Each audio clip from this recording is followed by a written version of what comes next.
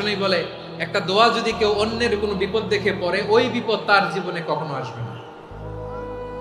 অনেক সময় হয় যে আমরা মহাসড়ক দিয়ে যখন চড়ি, দুর্ঘটনায়, আইরে আল্লাহ, দুর্ঘটনায় মানুষের মাথা একদিকে, দেহ আরেকদিকে, ব্লিডিং, এরকম হয় না?